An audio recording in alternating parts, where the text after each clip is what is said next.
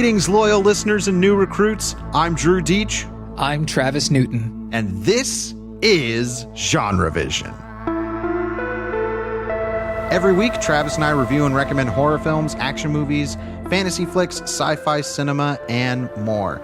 This week, we are kind of achieving a landmark in both Travis and I's film watching history.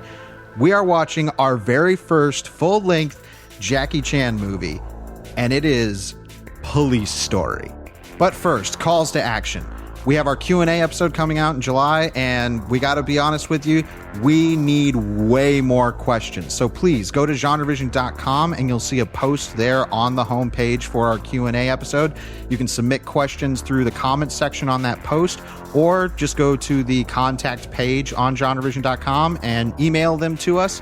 We really need a lot of questions. To be fair, we love the ones that we've gotten, and we've obviously been recording those down, but we don't have enough yet for a full episode. So everybody, please submit your questions. They can be about literally anything. Also, wanted to let everybody know we have updated our schedule on GenreVision.com. We're updated, I think, about halfway through October, and we've got like a fun theme month and some fun things coming up.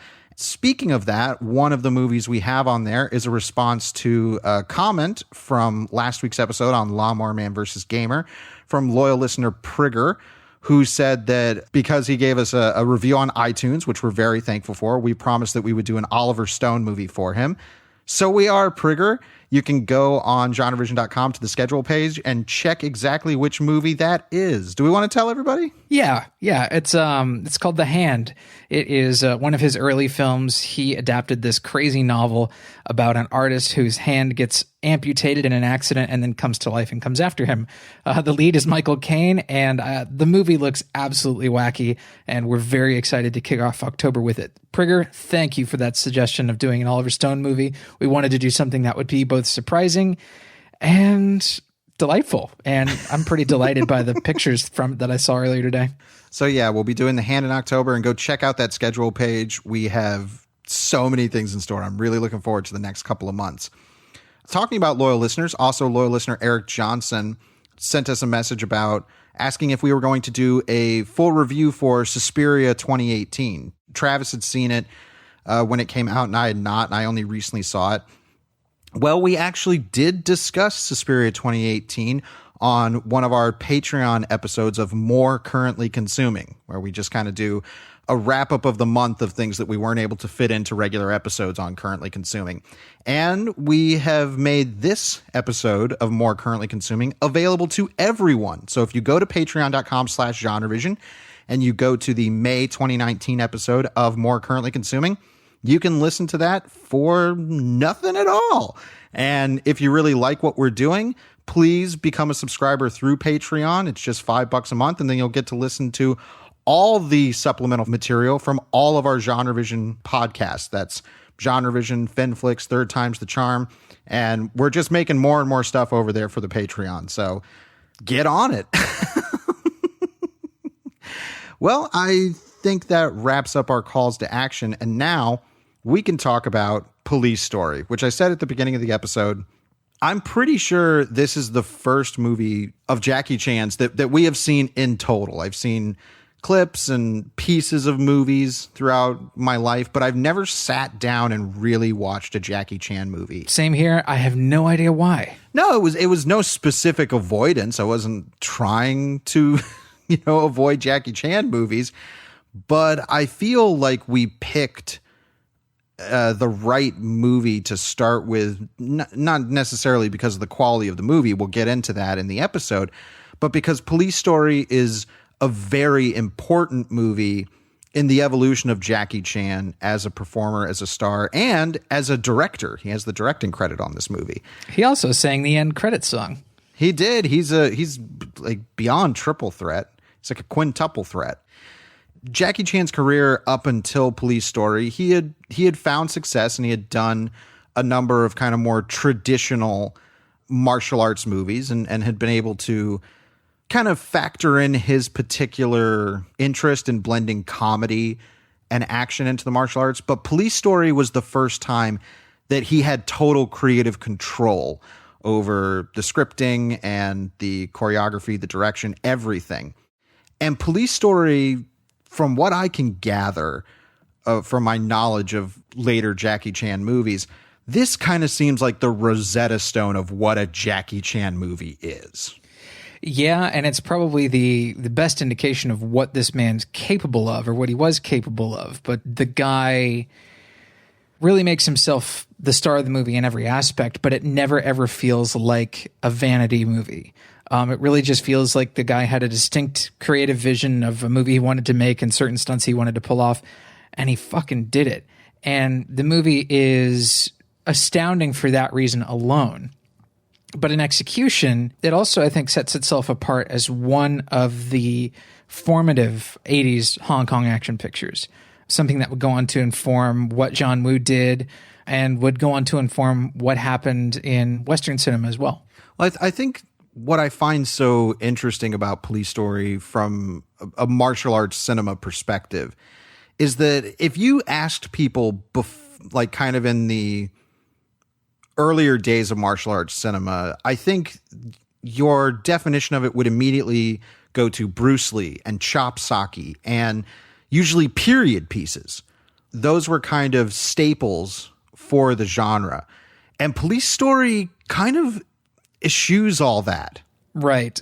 Chop socky kung fu movies often have characters talking about kung fu and training doing kung fu. This movie has none of that. This is a cop story, basically. The title is just exactly what it is. It's a story about a cop trying to take down a drug lord. Yeah, there's kicking and punching and jumping and stuff like that, but they never really talk about that. It's just part and parcel with it all.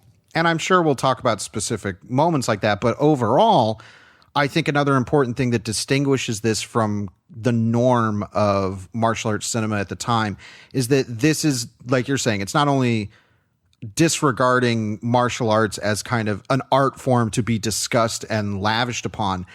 This is making the fighting feel so personal and kind of purposefully messy. Like the choreography isn't about polished action. It's about maximum impact. And pain. We'll get to that later. Yes. And I think in a way, I mean, I can appreciate kind of both schools of thought, depending on whatever the movie is. But I think this approach to me feels more immediately dynamic. And from a choreography point of view, it also is, it kind of makes me go, ooh, more and more throughout for even the smallest of moments. Sure. Even like, little insert shots where somebody's face gets smashed up against glass or whatever. It's just in little moments like that the movie kind of carves out what it does in terms of like creating this iconic legacy that it has. The movie starts off with this drug raid. There's like a shanty town. They built a shanty town set for the film. And we see sort of intercut some interactions between this drug lord and his henchpersons. And then it's intercut with the cops who are preparing to do this raid. They're all like assigned roles. Some of them are undercover. So then they get these dossiers to read, and then they have to shred the dossiers.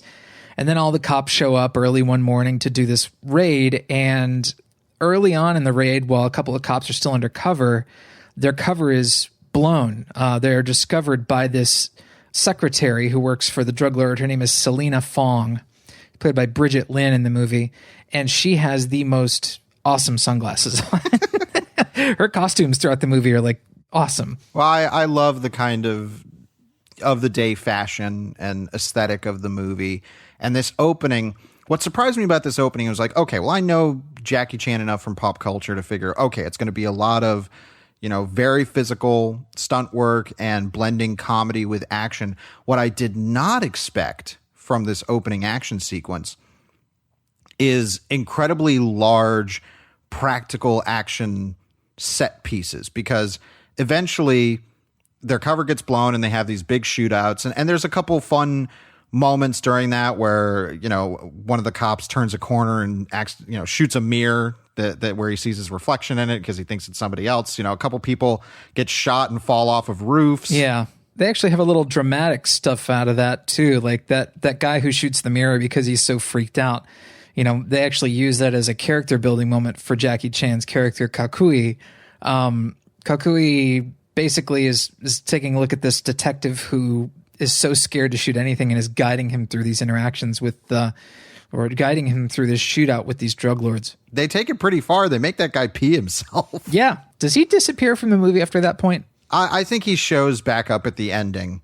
It's odd. Like all that setup of that character sort of not being able to do his job and being scared. I thought, well, I bet we're going to see a lot of this character, but no, he's just sort of a little bit player compared to Jackie Chan's character Kakui. Well, yeah, I think like you said, he's there to kind of actually be more of a showcase for who Kakui is as a character. That he is strong and assured, and trying to help this guy. Like, he's a good guy. Yeah. But talking about the big practical action, I was so pleasantly surprised and enthralled when they start driving cars through the entirety of this shanty town. And I'm sure they only did this once. Like, they had to set this up to work once. Like, there's no way they knocked this shanty town and then rebuilt it, because they are demolishing a shanty town with several cars racing downhill and just knocking over structure after structure after structure. And then there are explosions going off at the same time, like insane pyrotechnics. Like, nothing huge, but definitely dangerous looking. And incredibly impressive. Like, it's on a bigger Hollywood scale at the time, or even now, it seems small, but the physicality, the intimacy, and the passion all comes across in this opening action sequence. Because this was also a big deal for, because Jackie Chan was directing, this is also his Jackie Chan stunt team, which, these are not... There are no stunt doubles in this movie. This is a team that would act as actors and stunt people. And it really feels like this was the chance for them to show off everything they could do, not only from a stunt perspective for the actual performers, but on a grander action scale. So opening with this, big shootout, getting right into the action, introducing us to the character of Kakui and what the kind of setup's going to be, culminating in this big shanty town being destroyed. I was like, wow, that was great. What a great way to start. Then it's not over. It keeps going. Yep. After these cars race downhill through the shanty town and knock it over, Kakui gets out of his car, and the drug lord, Chu Tao, gets on a double-decker bus, and the bus starts driving like these winding roads going downhill. And Jackie Chan's fucking racing after this bus on foot. He has an umbrella in his hand, and he uses the umbrella to grab onto the bus and climb up this motherfucker. It is so cool. It's astounding. And this is our first hint of kind of mixing comedy with the action, because while nothing's outright kind of goofy yet, it is really fun watching Jackie Chan, specifically the expressions on his face as he tries to hook this umbrella onto the bus. When he finally gets on and his feet are skidding against the road as the bus is driving, it's awesome and wacky and crazy. And then when he finally gets the bus to stop, the shot where he's standing in the middle of the road with his gun pointed, and the bus comes to a screeching halt, and a bunch of guys fly out the front windows from both layers of the bus. It's so cool. It's all done in a single shot. There's so little fake about this movie. It is enthralling to watch. Like, he's standing there, and all in one shot, the bus comes screeching to a halt, mere feet in front of him, and then like 3 or 4 goons come pouring out of the broken glass windows and land at his feet. It's so wonderful to see, people taking those sort of risks. Like, that would never happen today. And this sort of stuff would just get assembled out of CG elements and, composited in elements. But to see it all happen in the shot for real and just play it in the wide shot is like, holy mackerel. That's commitment. Well, I think talking about the movie on a larger scale, I think this is a good point to bring up, that when you talk about it all plays out in a wide shot, Jackie Chan does not shoot coverage. Like, this is a movie where you can tell every single shot is a very specific piece of staged choreography. Well, I definitely think he shot multi-camera. Well, we know he did that. Yeah, for specific gags, yeah. Yes, but in terms of what we would typically consider coverage, where it's like, okay, well, we're going to have this action fight scene, and we're going to shoot it from like 3 different angles, and play it out a couple different ways and then cut together the best version of those composite shoots. That's not really what goes on here. They know it's like everything is going to be one specific setup, and that's what we're going to use, and we're going to perfect the choreography to that setup. Well, that's what special effects filmmaking is dependent on. Often it's a locked down camera angle, and the camera angle is used to sell a gag, whether it's a punch or a forced perspective gag or what have you. The camera's position and what lens is mounted on the front of the camera is not just important to regular old filmmaking, but it's vital to special effects filmmaking. Yes, and we only just mentioned this recently in our last episode on Gamer, but talking about whatever it is, Taken 2, Taken 3 of the jumping the fence shot, that being like, okay, they clearly shot him just jumping the fence like 5 or 6 times or something, and then spliced it together in a chaotic assembly. Like 15 cuts though? Yeah, it's crazy. But that's what I'm saying in terms of the approach to the filmmaking is like, I do not get the sense that that's what goes on in Police Story. For Police Story, the selection of what they're going to cover is so specific that every shot feels totally intentional. Like this wasn't just hey, we kind of picked up this cool angle when we were doing this, let's use that. Everything feels so purposeful. Yeah, well, in stunt choreography, things have to be done purposefully in order to be done safely.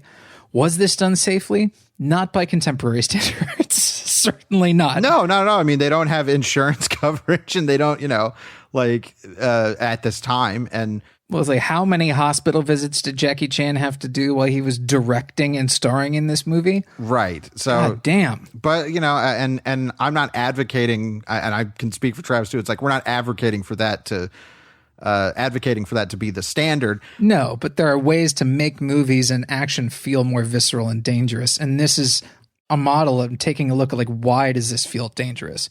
And how can we replicate that with today's standards? Well, continuing on, I think as after this drug raid happens and they get Selena, and they're going to basically make Kakui guard Selena, and they're going to try and get her to testify.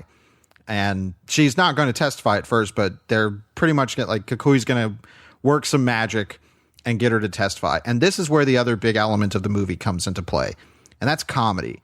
And I had always known, like, Jackie Chan had the popular figure I always hear Jackie Chan compared to is Buster Keaton. Yeah, for sure. And I was always like, well, I assumed that had to do with his physicality as far as like pratfalls and slapstick and stuff like that, and using big set pieces for comedy. And that happens. But what I didn't expect is that Jackie Chan, as a writer and as a performer, he is just really naturally funny. Yep. He's also, like Keaton in his time, a great effects filmmaker. Before this stuff with Selena goes on and it gets into like the sort of buddy comedy section of the film, that they acknowledge that the raid was a success and that they managed to capture this guy Chu Tao, but Kakui gets reprimanded for how that happens, like this big shantytown destruction and the bus chase and all this sort of stuff. They decide to kind of take him out of active duty by giving him a, quote, promotion into becoming a model policeman, basically a guy who gets to do the photo shoots and become sort of a public face for the department. He gets to do press conferences and things like that. But when they arrest this secretary, Chu Tao's secretary, Selena, they said, okay, look, we can get her to testify as a witness at Chu Tao's criminal trial. We're trying to get this guy off the streets. He's a heroin dealer. And they can't keep Selena locked up, so they have to release her, and they assign her a police escort. The police escort is, of course, Kakui. And this is when the film turns a corner and kind of focuses a lot more on straight up comedy. And I was at first kind of nervous because I'm like, well, is this going to translate internationally? Is this going to be just so cartoony that it doesn't feel at home with the action movie that it's doing? Not at all. I was laughing so much during this movie. It's real fucking funny. And intention, like its intention was to make me laugh. There's an entire sequence where we see a scene with Chu Tao who says like, okay, we got to eliminate Selena. Like, so we got to send somebody to kill her. So the next scene is a scene of an assassin breaking into Selena's apartment trying to kill her. So we're like, oh, this is the follow up to that. Well, the movie surprises you by revealing that the assassin is actually another, like a police friend Kakui's, and they've staged this so that she'll feel that she needs to testify and that she needs their protection. And this whole sequence where the guy's trying to attack and Kakui, is trying to pretend to fight him, and then Selena actually bashes him over the head like multiple times with like a vase and like a little column thing and knocks him out. Kakui's like, no, don't hit him in the face. We need to be able to identify him. Well, and then of course she knocks him out. And then she's like, is he unconscious? And then Kakui's like flailing his arms like, no, he's still attacking me. Yeah. It's so goofball, but it works. And I think so much of it works because Chan is an incredible performer. He is. And I don't know how many perfect pratfall gags he does in the movie, but I couldn't count. There's no way I would even want to quantify that. It's just always, always great. During this sequence, the masked killer is unmasked at one point, and Selena remembers his face, and that comes back later.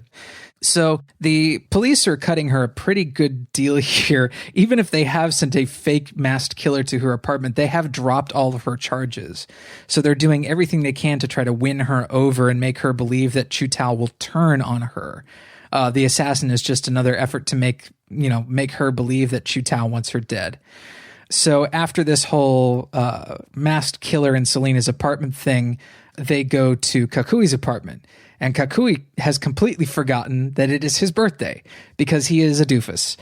He is a lovable, kick-ass doofus, but a doofus nevertheless. He's a doofus. What I love about this character is he is an everyman. Like, that is kind of how he comes across. And he is not a guy, he is not a big action hero Clint Eastwood type. And I know Chan had kind of been pushed in that direction in his career before this, and he was not successful at that because he's like, that's not who I am.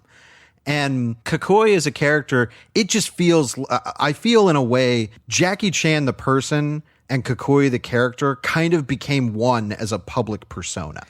Well, I mean, I believe the last name of Kakui in the movie is Chan, so he's Officer Chan. Exactly. So it feels, yes, it feels very much like this is who I want to be. This is the persona I want to portray because I know it's what I'm good at and it's what I enjoy.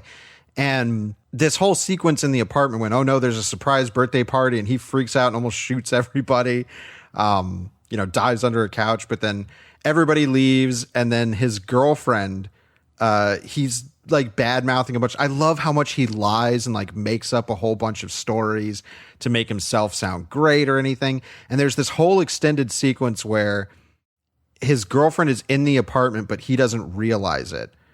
And he's saying all this stuff about her. And earlier, because he comes home with Selena, who has, been in her nightgown from her apartment, she thinks that, oh, you brought home a girl to sleep with. So she throws his birthday cake in his face. Then during this whole sequence where he's bad mouthing his girlfriend and she's in the room and he doesn't realize it, when he finally does, he's like on the phone pretending to talk to her, I think. Mm-hmm, yeah. And then he turns around and she's there and she hits him with another cake. Well, I mean, even before I think he gets in the shower, like he's planning on getting in the shower, somebody rings his doorbell and it's like a guy friend of his and he gets fucking cake. He puts a cake in Jackie Chan's face too. So that caught me so off guard. Like the first cake in the face, I'm like, that's cute, but the second one got me. They keep caking this dude in the face. And it just gets funnier and funnier. Well, it's like a Pink Panther movie, and when they're working well, it's that's what's happening here. Well, because the last one when his girlfriend cakes him, he's got like the phone in front of his face, so like when the cake removes, there's this perfect silhouette of the phone on his face. Yeah, no, it's perfect. This whole sequence in the apartment eventually culminates in Selena wandering around the apartment and seeing a picture of Kakui and his cop buddies together. And who's one of the recognizable faces in the photo but the so-called masked assassin from earlier? So she knows that Kakui has been running some sort of bullshit game. So she decides to fuck with him. So she takes the tape recorder that he was going to use to record evidence and records over it with a dialogue scene where she sits on a cactus. Yes, and out of context, all of the dialogue ends up sounding like it sounds like Kukui and Selena are potentially about to have sex, and Selena's commenting on Kukui's penis. And this all comes up later. One of the gags I wanted to mention is when Kukui's girlfriend is leaving the apartment and he goes to try and stop her, and she's on this little moped, and he goes to grab her, and they do this gag where he accidentally pulls her off the moped as it kickstarts. Mm-hmm. It's a fucking great gag. Well, the girlfriend, May, is played by Maggie Cheung, who is, of course, another great Hong Kong performer who's been in a gazillion things.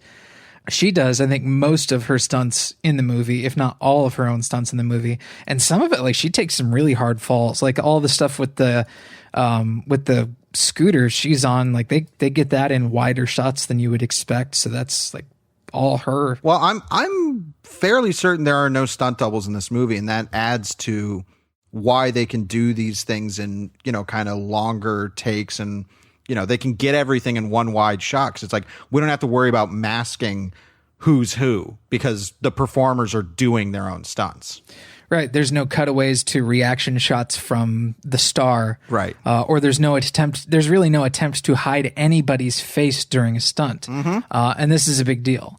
So once all this goes down and she records over this evidence that they were planning on using in trial, the trial happens.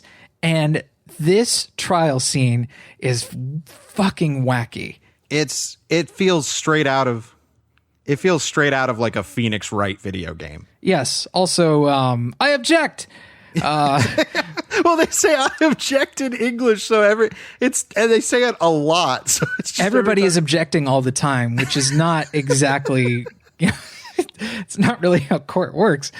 Sure, there are plenty of objections in court, but not nearly as dramatically as you would see here. It's so funny. Because Hong Kong was under British rule at the time, their whole court system was sort of a British court system, very formal, wigs, all of that nonsense. And to see Kakui come up on the stand looking all disheveled, like he looks like a guy who got 6 cakes to the face the previous night, basically, because he did. And he slept on his couch, so he's all sort of rumpled. And he has this tape that he recorded, he thinks, without Selena's knowledge. And he says, okay, this is going to be the clincher. Since she has decided not to appear in court today, she's on the run. I do have this tape. And there's this thing that's like, well, it might be inadmissible as evidence, which is true. That part felt accurate. That something is about to go down when they find the biggest speakers in all of Hong Kong to set up in the courtroom to play this tape. It's absolutely cut for comedy with like these low angle shots of the speakers, so they just look even more gargantuan. They're and you're like, fucking enormous. It's like, something's about to happen, and immediately like I realized like, oh yeah, it's gonna be that cactus conversation. Yeah, this is one of the scenes where I first kind of noticed what the movie was doing when it didn't have action to depend on to create drama or comedy. In this courtroom scene, I started to take notice specifically of some of the cinematographic choices. Like, they use some really odd wide angle lenses in this movie. They like to stay fairly wide and everything. It's shot in scope, so it's a very wide frame, but there's a lot of like barrel distortion, and things look really soft. They're not shot on real sharp lenses. Yeah, and I can't speak to the intention behind that, or just kind of what was available to them to use. But I do think that it feeds into the aesthetic of the movie. Like, the movie is cartoony, but it never feels fake. Right. The lenses, I think, serve to give it a really characteristic look. Like, I can't think of many other movies I've seen that look exactly like this one. It looks like specific choices were made to capture a look, specific look to set this movie apart. And I think it absolutely stands apart. 100% agree. So after this court scene, there's all this other kind of like double crossing going on, because the main drug dealer villain, Chu Tao, because of this incident in court, he is released, but Kakui has been kind of positioned as the hero cop of the force. Like they have this wonderfully hilarious photo shoot they do with him earlier in the movie. Oh God, that montage is so fantastic, and the music they put to it is just aces. It's perfect. It's such lovely icing on that cake.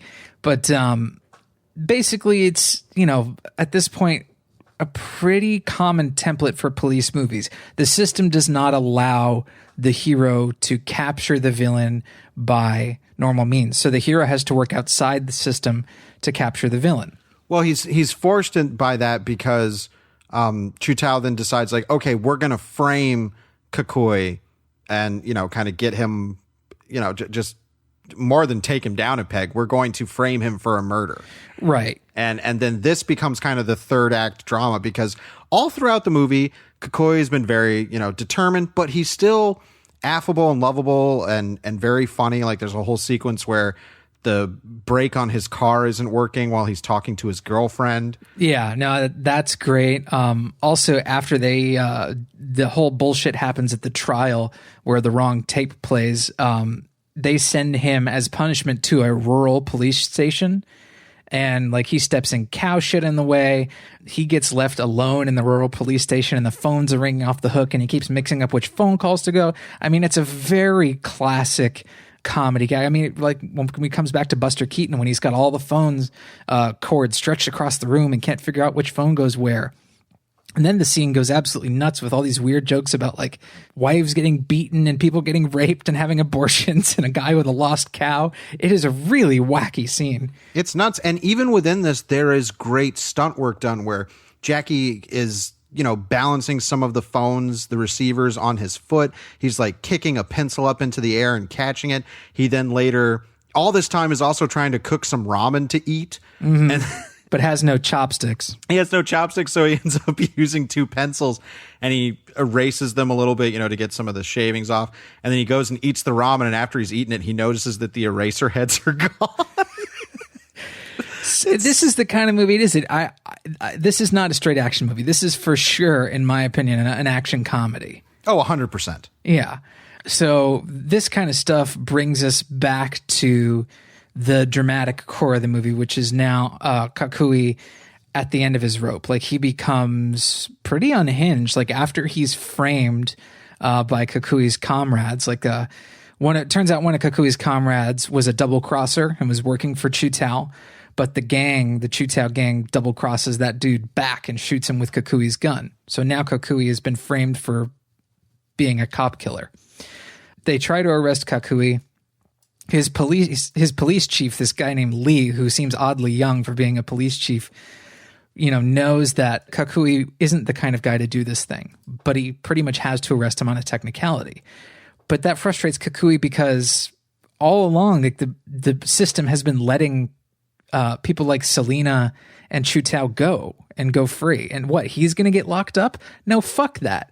He goes totally off the deep end and takes Chief Lee hostage. Yes, and I like that we get to see this kind of variety from Jack. Because, like, in this moment when he's unhinged and angry, I'm like, man, this guy is an actor. Like, he's not just kind of a straight up clown or just a straight up, you know, vehicle for stunts. This guy performs. Yeah, I was not sold on Jackie Chan as a dramatic performer until this section of the film. And it's big acting with capital B, capital A, but he's doing it super, super well. And it fits into the tone of the movie. Yes. Eventually, what happens is they drive out to the country, and he points his gun at Lee and says, "Look, get out. I don't actually want to kill you." And Lee says, "Look, I know you're not the kind of guy to do this thing, and I'm going to tell the department not to actually go after you, and I'm going to give you some time to take care of business and take down Chutao. But you're going to be alone." Like, it's the movie's variation of "give me your badge and your gun." It's basically saying, you don't have our support anymore. You're going into the third act by yourself. Well, and I feel like I was wondering if they were going to make the Chief Lee, you know, because throughout the movie, he's seen as kind of a hard ass. You know, he's by the book and he's very young. We suspect him initially of being corrupt. Possibly, but I wondered because I was like, I don't think Hong Kong movies are going to like portraying that element to their kind of their society, like to saying like, oh, that the police, institutionally are evil. Well, this isn't really China at the time. You got to remember, this is Hong Kong, so it's not the same sort of cultural thing as mainland China. Sure, this is a lot more Western influence in the culture. It is, but at the same time, I feel like having that moment of Lee saying like, yeah, I'm going to give you a head start, and you got to go out is like, yeah, don't worry. Like at the end of the day, the police are the good guys. Right. Early on in the movie, when they give Kakui that promotion, he's like, it makes our Western bosses happy, which I thought was a pretty big, comment on exactly who was funding these movies. Like, because if you listen to the English language track for the film, it's all British accents. So this was a film that was designed not only for the Hong Kong market, but for British market as well. Right. Exactly. So then we have the final big action sequence. And I am shocked that I never hear this brought up when we talk about fight scenes, because there's this entire big fight in a shopping mall. A department store kind of thing that Chu Tao uses. I think he uses the upper floors of the department store, the upper floors of the same building as his hideout. And the action that goes down in this department store is... It's an all-timer. I mean, I really don't know why people aren't talking about this sequence more. It's the ass kicker of like all Hong Kong ass kicker scenes. I mean, and this is coming. I mean, we did Yes, Madam earlier in the year, and that has again like the big climactic final sequence is very great. I think Police Story tops it only because the idea of setting it in this big department store mall area gives so much variety to the kind of stunts and gags they can do. And I know that Jackie Chan kind of has talked about when they were making Police Story, he's like, the first thing I think about when we get to the script is I know what fights I want to do and where, like what the big picture is going to be. And he said like, the first thing I knew was like, I want to do a fight in a mall. Yep. Now this is different, really different from the stuff that we saw in Yes, Madam, because Yes, Madam was more physics defying, more cartoonish. And these aren't bad things. It's just differences in style. Mm-hmm. This is much more hard hitting, much more about like the real painful impact of what it means to actually punch a person or kick them down the stairs or, to slide down 40, 50 feet of like Christmas lights down to the floor. It is, it's quite a different animal. We could literally just list every single gag in this sequence. That could just be the rest of the end of this episode, because like you said, there's the sliding down the pole. They knew this is another one like the Shantytown destruction where they're like, we got one shot. Mm-hmm. Like we have one take on this. So they did film it from, like 2 or 3 different angles. And they knew that this was such a winner where he slides down this pole. There's all these lights. The lights are breaking and sparking. Then he crashes through like this lattice work thing and then immediately gets up and starts fighting right away. Yeah. All the stuff on the escalators is awesome. There's some stuff sort of on an upper floor with some glass display cases that has some of my favorite fight choreography in the film. Mm-hmm. There is an incredible close-up shot where they take Jackie Chan's face and smash it into a thick pane of candy glass. And that pained reaction shot of him, because the actual effects gag and the impact and the reaction shot are not 2 separate shots. It's the same shot. Mm-hmm. They actually linger on the effects gag long enough to see the pained expression of the stunt performer. And this is a continuing trend that you will see throughout the entire film. They do not cut away from the shot until we see the reaction of the performer in pain. And because the concepts of the action are already cool, but what sells it is staying on and being like, no, this is really happening to a real person. Like, yes, it is staged, but it makes me think of like professional wrestling when people are like, oh, professional wrestling is fake. It's like, no, it's not. Like, people are really, you can't fake being thrown off a ladder like onto a mat. No, it's a live stunt show. That's what professional wrestling is, and it has the layer of written drama. Right, which is exactly what I feel is going on with a movie like Police Story, where it's like, this is the same thing, and because we have the element of the camera there, it is making a point to say, like, this is really happening, and that's what... It takes the action from just being awesome conceptually to selling it as something that I 100% believe.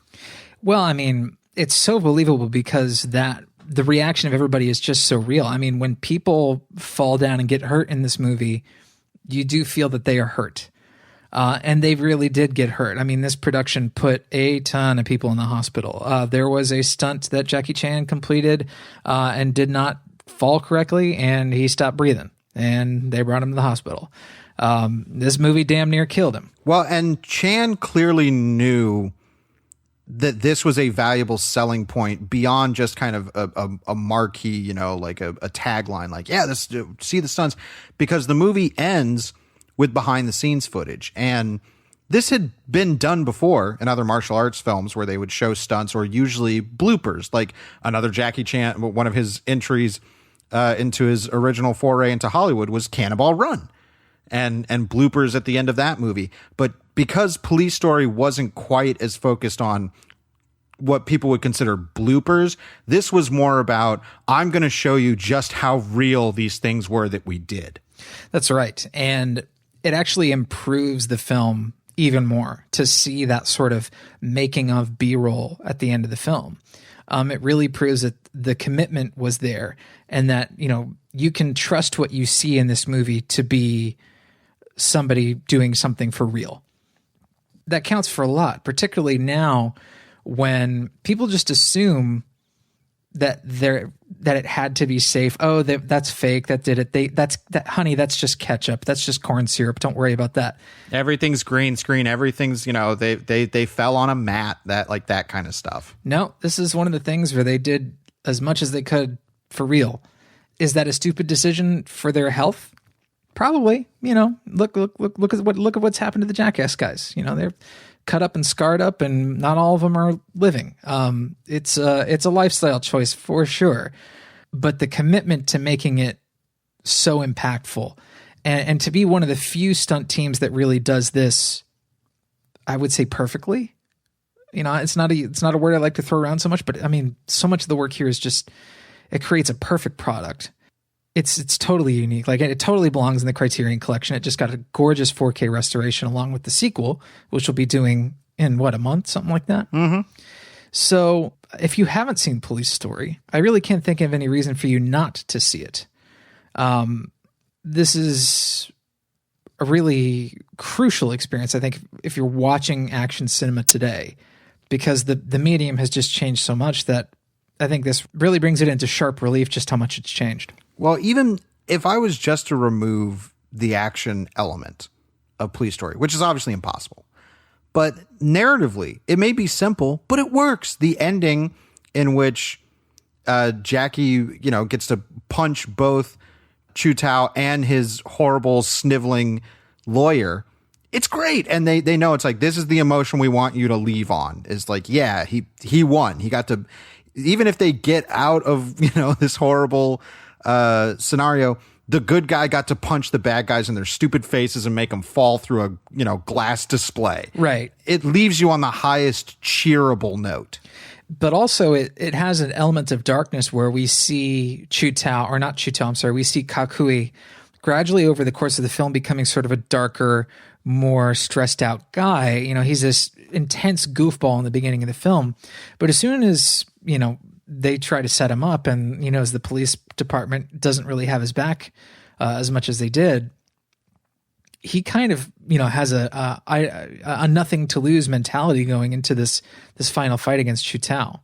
Yeah, and I think the movie ends on kind of Jackie Chan raging. Yeah, that's the freeze frame ending of the movie, is him like really freaking out. So it's still, you know, like you're saying, it is darker, but it I think still leaves you with a fist pumping ending. And I'll be interested to see how that picks up with Police Story 2. But I agree with all your points, and I agree. I mean, I really, like I said, I don't think we could have picked a more perfect first Jackie Chan experience. Agreed. Do you have a favorite gag in the film? Oh boy. Wow. The one that comes to mind right now is during that department store fight. I think, you know, kicks or punches somebody, and the guy flips around a bunch of times and then flips into like a glass display case. It's crazy. And the other thing is, some of that looks like it might have been real glass. What I've read is they've actually, for the production, they decided to make the candy glass thicker than it normally was. So people were actually getting hurt by it. Okay. So it Yeah. was still candy glass, but it was, less safe candy glass. Basically, yeah, it was candy glass not made to, safety spec that you would see in American filmmaking. Well, because whenever you see glass shatter in a movie and it's that candy glass, it's because it's so fragile. It just, immediately turns into very tiny, just specks basically. Right. And candy glass has a specific color. It's very yellow. Right. And in this one, when they would break glass, there would still be just giant shards still left. And I'm like, that looks kind of more real.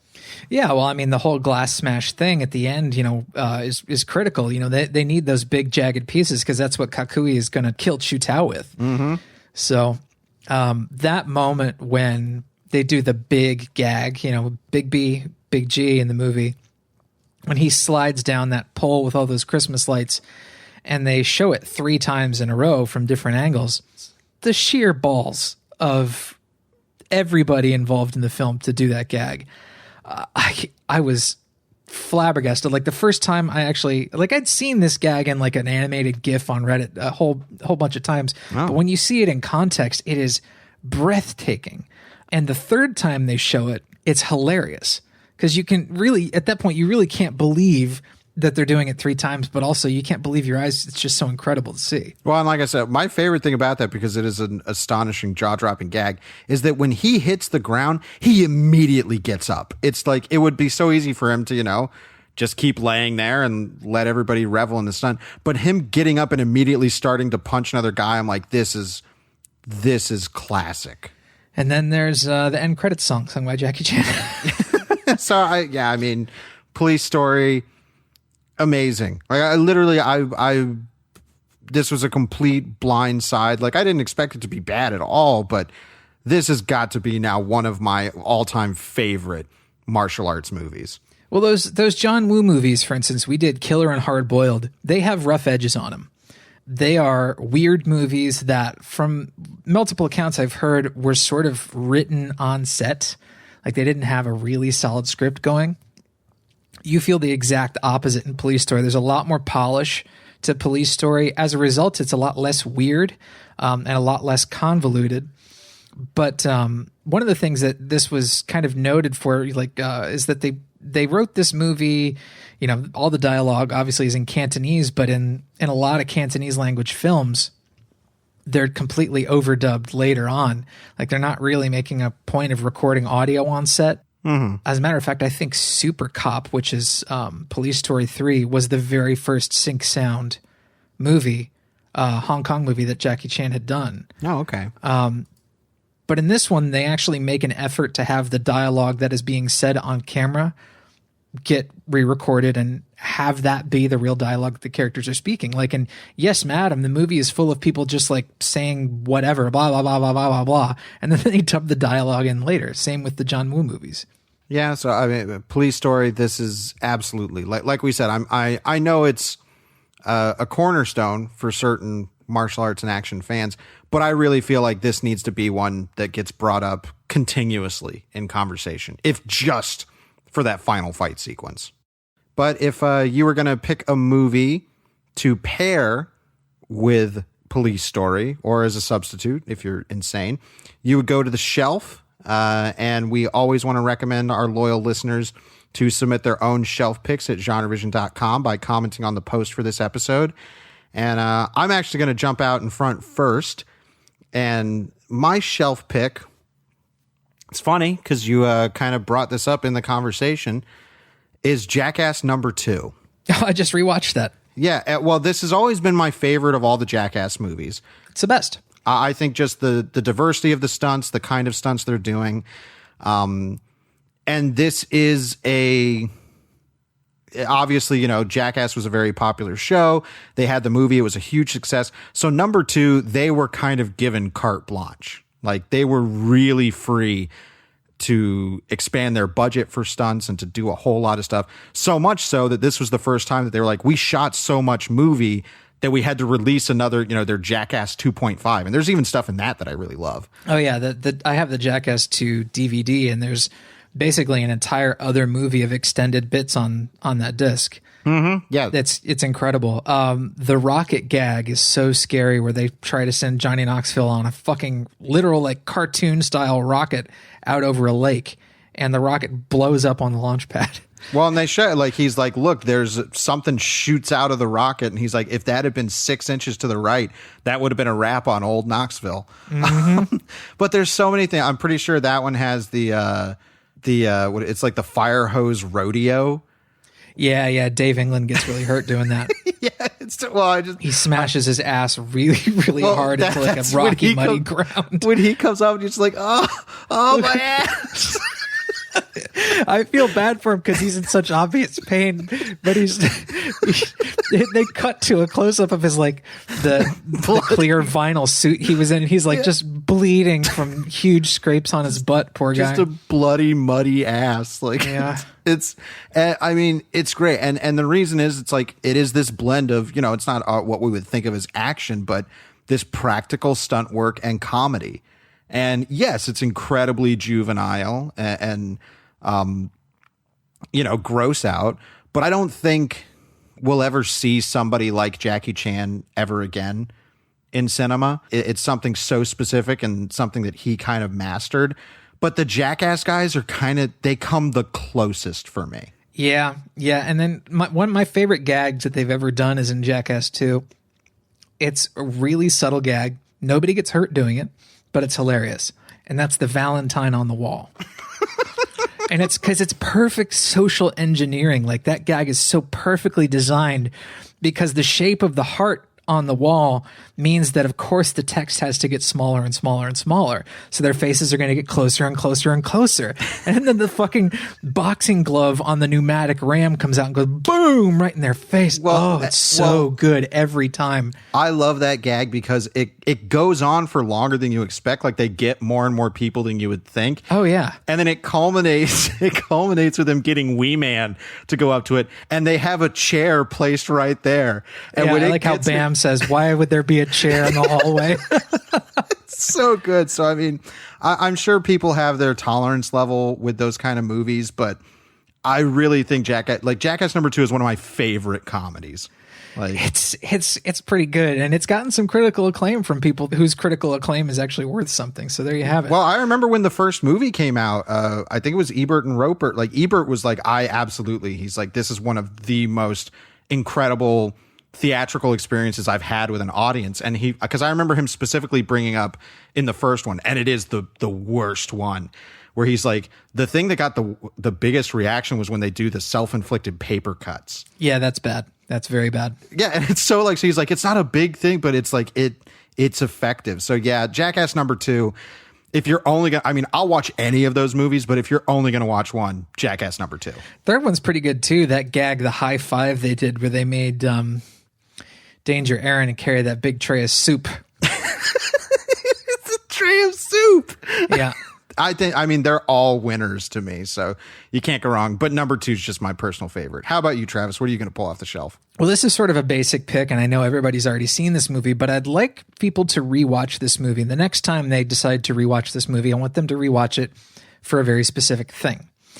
And that's Mad Max Fury Road. And the thing I want people to watch for in Fury Road is reaction shots.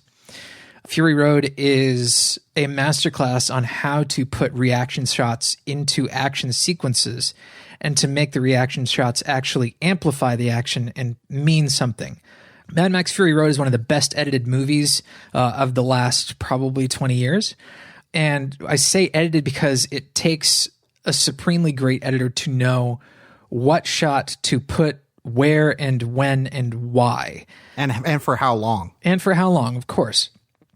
So in Police Story, the reaction shots are used in the same shot as the gag.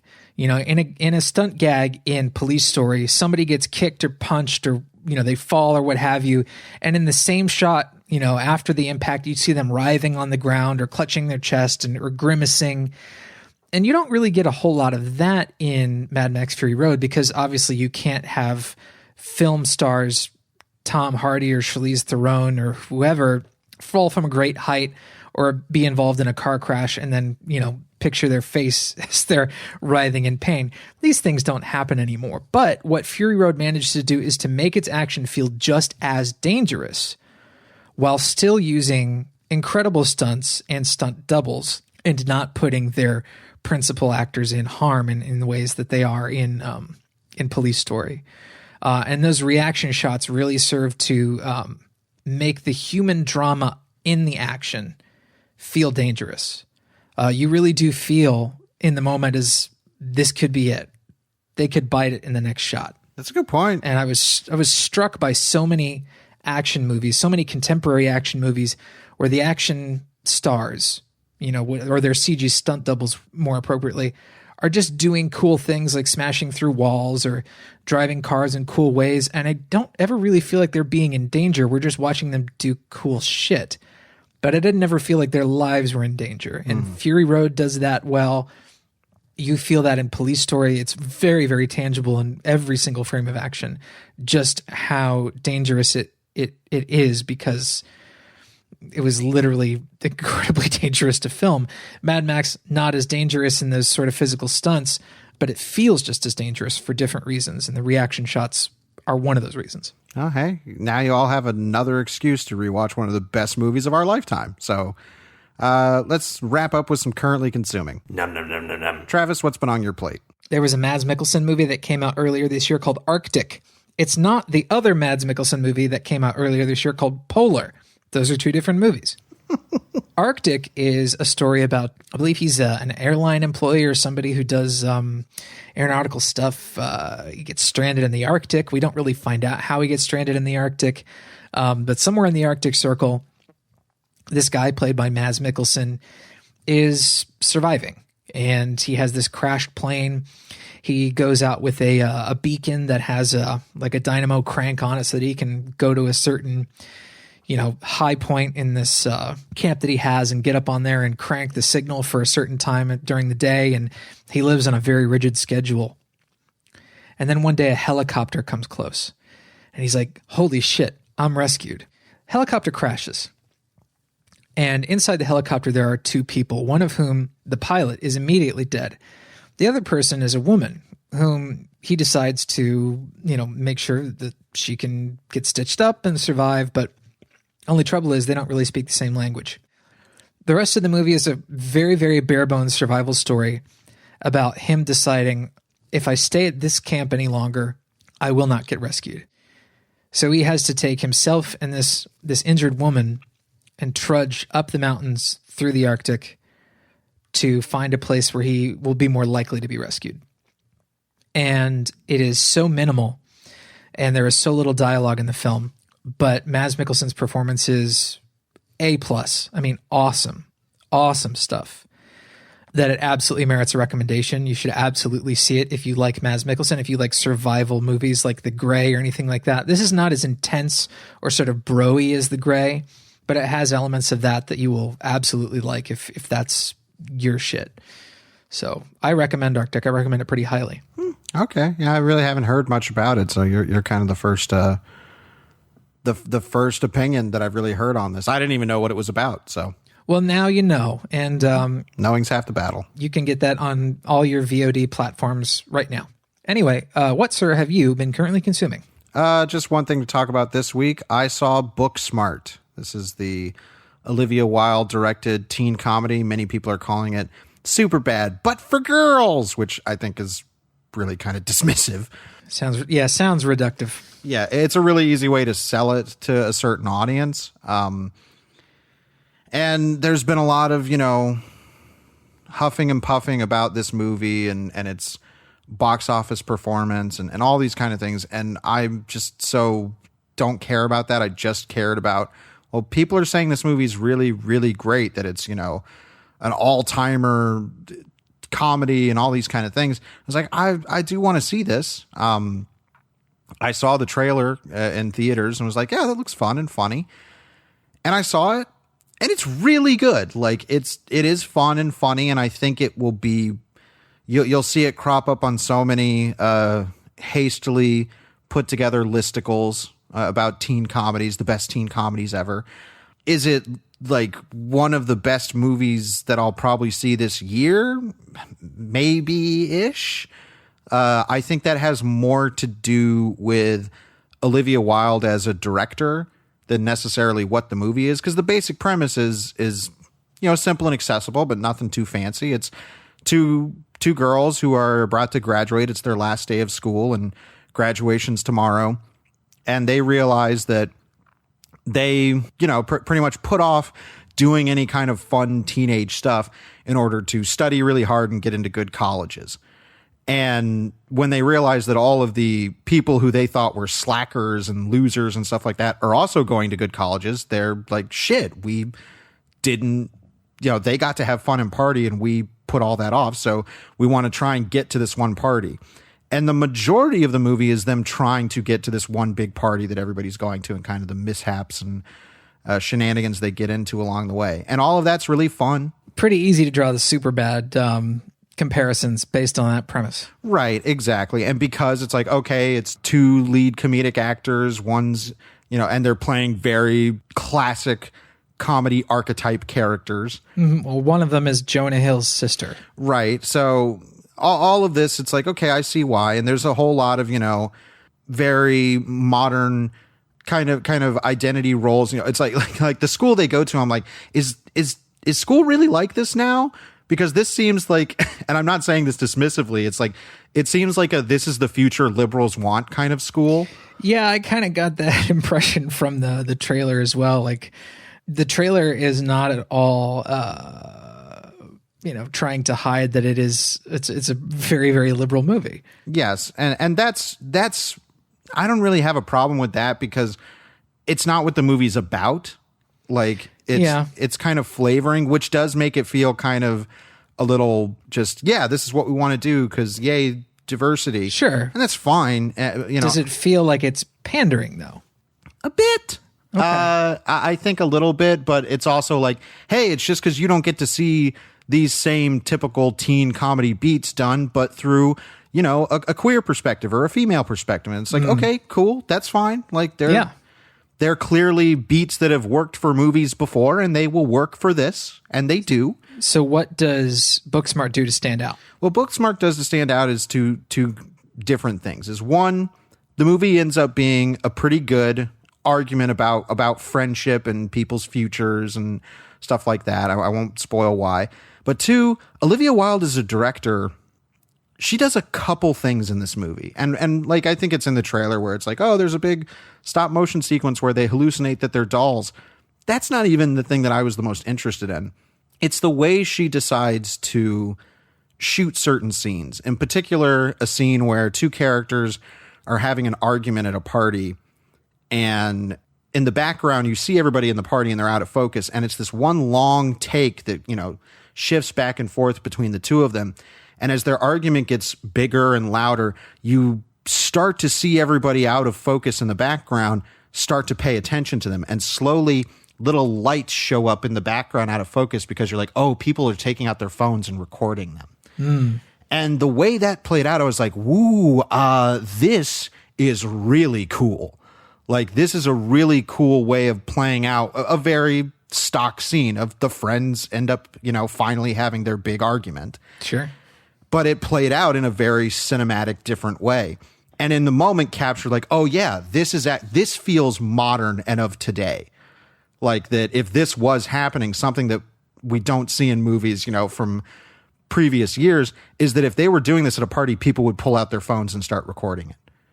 And it's like, ooh, okay. I think the movie is a little toothless in some regards.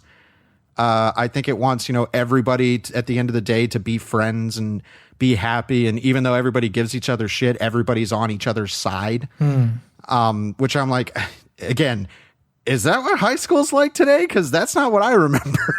I don't know. Watch 8th grade. If you want to see sort of like what younger Gen Z is going through. Yeah, that's the sense I got. I feel like 8th grade was like the biggest sort of like empathy device for young teens today. Like, as annoying as quote unquote teens today can be, 8th grade was a really, really good engine for empathy, I think, into yes, and that's for those teens. I mean, Booksmart, it's fine. It's cartoony, but I think the direction kind of grounds itself at times. And that's when I'm like, oh, I don't think this is trying to be actually representative of its time. It's trying to be a cartoony comedy. But then when it tries to dip its toes into that stuff, it feels a little disingenuous. Gotcha. But still, I think it's, like, as a comedy, it's really funny. Like, I was laughing a lot. The performers are all great. Like, all the young talent, all the talent in the movie are absolutely spot on and bringing the funny. I definitely recommend it. If anybody's interested, if you like these kinds of comedies, it's definitely one to seek out. And I think that's going to wrap it up for this week. Next week, we're going to be covering a little later, now that, everybody's off their... how should I say this? Now that everybody is over all of the Game of Thrones craziness, we thought we'd talk about a dragon movie. Yeah, we're going to be talking about Dragon Slayer, which has a connection to Game of Thrones, which we'll talk about in the next episode. So make sure to come back for Dragon Slayer next week. Also, remember, please submit questions for our Q&A episode in July. And yeah, I think that'll do it. As always, thank you so much for listening, and we'll see you next week. I object. I object.